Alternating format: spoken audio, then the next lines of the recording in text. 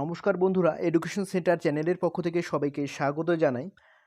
আজকে আমরা আপনাদের জন্য একটি বিশেষ চাঞ্চল্যকর খবর নিয়ে চলে এসেছি। খবরটি হলো, নবম থেকে দ্বাদশ শ্রেণীর শিক্ষক নিয়োগের যে পরীক্ষা 2016 সালে হয়েছিল এবং 2019 সালে যে নিয়োগ প্রক্রিয়াটা সম্পন্ন হয়েছিল, সেই নিয়োগ প্রক্রিয়া নিয়ে একটি খবর। বাতিল করা হতে পারে পুরো নিয়োগ।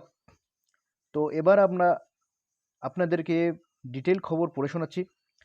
এসএসসির নিয়োগ দুর্নীতি প্রমাণিত হলে পুরো নিয়োগ প্রক্রিয়ায় বাতিল করে দেওয়া হতে পারে বলে বুধবার মন্তব্য করলেন কলকাতা হাইকোর্টের বিচারপতি দেবাংশু বসাক।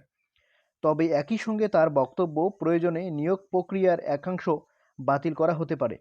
পুরো বিষয়টি খতিয়ে দেখার পরে কোর্ট এ ব্যাপারে সিদ্ধান্ত নেবে।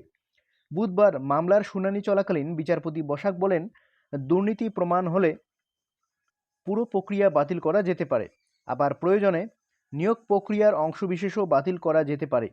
এই দুটি পথই এখনও পর্যন্ত আমাদের কাছে আছে। তবে এটা একেবারে প্রাথমিক পর্যায়ে, এখনও অনেক কিছু খতিয়ে দেখবে আদালত। পুরো প্রক্রিয়া অবৈধ হলে পরিণতি যা হওয়ার তাই হবে। এসএসসি মারফত স্কুলে শিক্ষক এবং শিক্ষাকর্মী নিয়োগের সব মামলা সুপ্রিম কোর্টের নির্দেশে বিচারপতি দেবাংশু বসাক এবং বিচারপতি মোহাম্মদ সব্বর রশিদির ডিভিশন বেঞ্চে শুনানি হচ্ছে।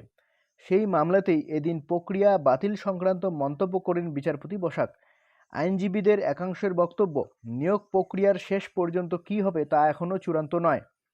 এদিন কোর্ট শুধু একটি পর্যবেক্ষণ দিয়েছে, তবে এই পর্যবেক্ষণ যে তাৎপর্যপূর্ণ তা মেনে নিয়েছেন আইনজীবীদের অনেকেই। পুরো নিয়োগ প্রক্রিয়া বাতিল করা উচিত হবে কিনা সেই প্রশ্ন এদিন কোর্টে উঠেছিল। তার পরিপ্রেক্ষিতে বিচারপতি বসাক বলেন, পিছনের দরজা দিয়ে চাকরি পেলে কি করা উচিত? 5 থেকে 10 হাজার ব্যক্তির ভবিষ্যতের থেকে দেশের ভবিষ্যৎ বেশি গুরুত্বপূর্ণ।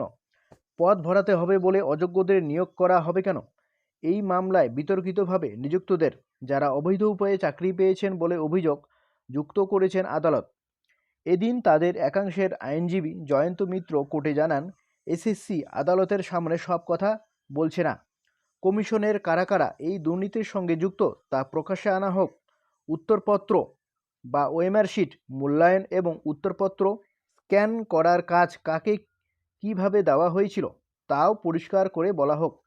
টেন্ডার দেওয়ার প্রক্রিয়া কমিশনের দপ্তরেই হয়েছিল, অথচ এখন তারা বলছে যে সিবিআইয়ের রিপোর্টে নাম থাকা ডেটা স্ক্যানিং সংস্থার নাম জানে না। এটা সম্ভব? জয়ন্ত বলেন, এই কমিশনের বিশ্বাসযোগ্যতা কি? এটা কোনো বিধিবদ্ধ সংস্থার কার্যপদ্ধতি হতে পারে?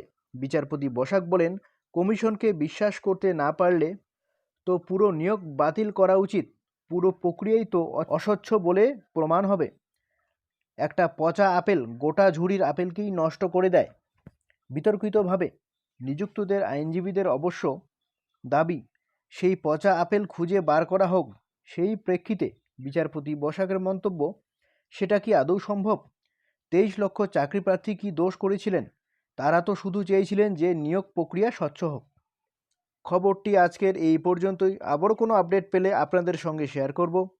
তো আপনারা যদি আমাদের এই চ্যানেলে নতুন হয়ে থাকেন তাহলে অবশ্যই চ্যানেলটি সাবস্ক্রাইব করুন এবং লাইক ও শেয়ার করে আমাদের সঙ্গে থাকুন।